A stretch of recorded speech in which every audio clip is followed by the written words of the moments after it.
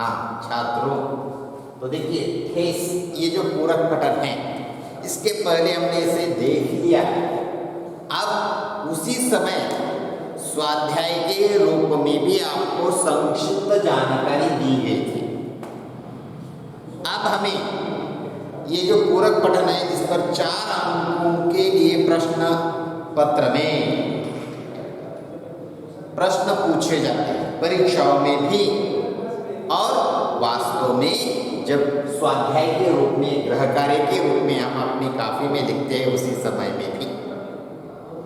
अब ये जो पूरक पठन है ठेस ये गद्यांश के जैसा यानी गद्य के जैसा, इसी में और भी एक पूरक पठन का हिस्सा था जो पद्यांश के जैसा यानी मन, इसी तरह का पूरक पठन है। अब वह ठेस ये गद्यांश के जैसा है। अब इस पर प्रश्न कैसे आ सकते हैं, किस तरह के हमें 4 अंकों के लिए परीक्षाओं में या स्वाध्याय के लिए दिया जाता है, ये आज हम देख रहे हैं। अब देखिए प्रश्न किस तरह का रहेगा कि निम्नलिखित पठित गद्यांश पढ़कर दी गई सूचनाओं के अनुसार, क्या है निम्नलिखित गद्यांश पढ़कर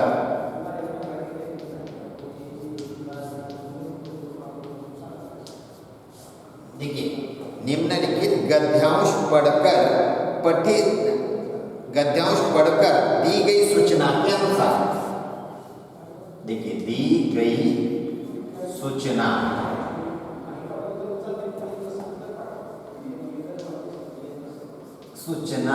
के अनुसार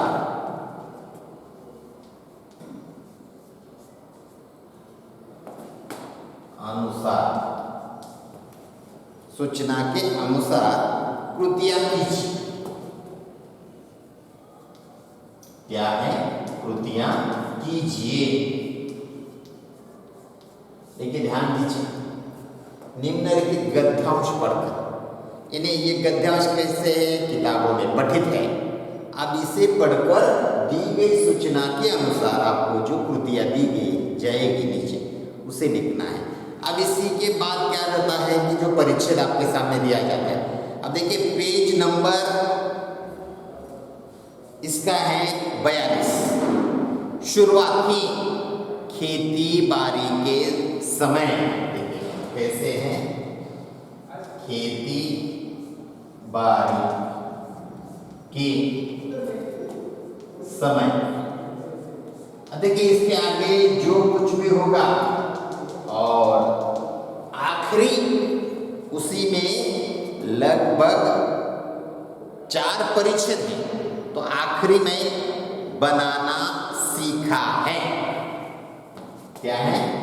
बनाना सीखा है। यहां तक जो हिस्सा है वह आपके सामने रहेगा, यानी शुरुआत से 4 परिच्छेद हो गए तो यहां तक का हिस्सा आपके सामने रहेगा। ये आपको दिया जाता है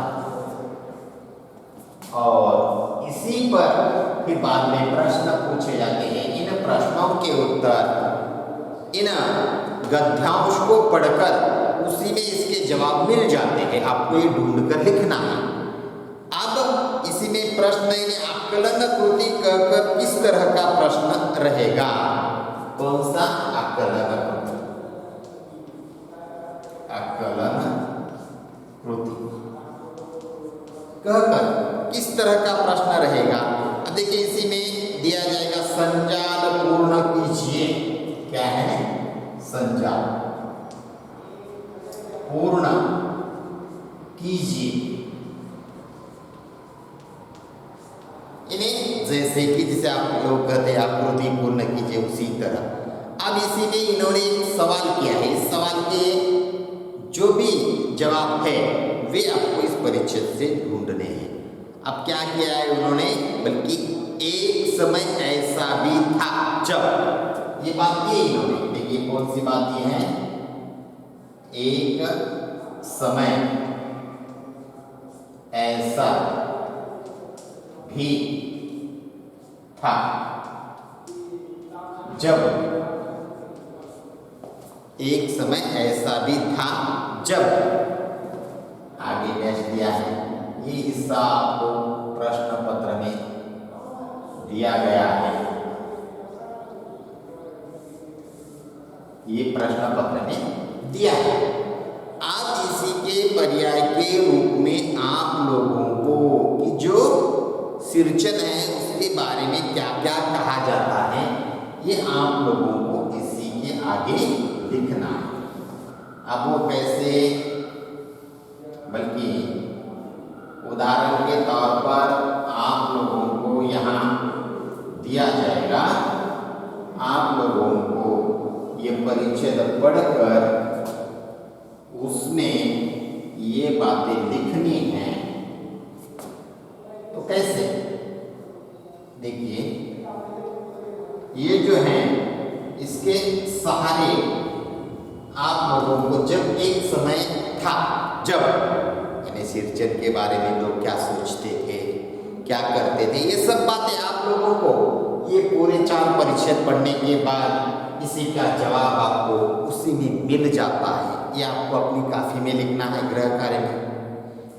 आप इसी तरह का प्रश्न जब अपनी परीक्षाओं में रहेगा तो उसी समय इसके लिए 2 अंक रहेंगे। हर एक जगह आप अगर सही लेखन करेंगे तो आधा आधा अंक आपको दिया जाता है, मिल जाता है। अब ये जो है आकलन कृति यह 1 है। अब नंबर 2, यानी दूसरा जो प्रश्न इस पर रहेगा वह कैसे है, उसे क्या कहते हैं आप लोग, सोमत या अभिव्यक्ति कहकर उसे जानते हैं या पहचानते हैं। दूसरा, अब देखिए ये लिखकर रखा है आप लोगों ने, अब देखना है कि उस पर जो दूसरा सवाल जो आ जाएगा वो किस तरह का रहेगा, जिसे सोमत या अभिव्यक्ति कहकर आप जानते हैं। सोमत और अभिव्यक्ति, ये उसे ही आप लोग अभिव्यक्ति कहकर इसे पहचाना जाता है। अब इसी में एक ही प्रश्न रहेगा, जिसे आपको जो सवाल पूछा गया है उस सवाल के अनुरूप आपको अपना उसे आपको क्या लगता है वो उसी में सही ढंग से लिखना है। अब इसी में इन्होंने क्या बात कही है, प्रश्न किस तरह पूछा गया है, ये देखकर आप इस पूरक पठन का सहारा लेकर आप अपने मन की बातों को उसमें लिखना है। वो कैसे, अब देखिए प्रश्न किस तरह का है, खेत खलिहान की मजदूरी, क्या प्रश्न किया है, देखिए खेत खलिहान, खेत खलिहान की मजदूरी, ये बात कही है। खेत खलिहान की मजदूरी विषय में अपने विचार, विषय में अपने विचार,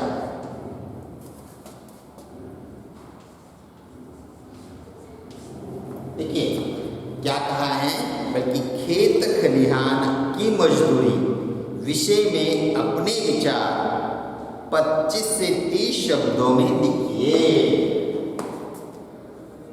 25 से 30 शब्दों में लिखिए। देखिए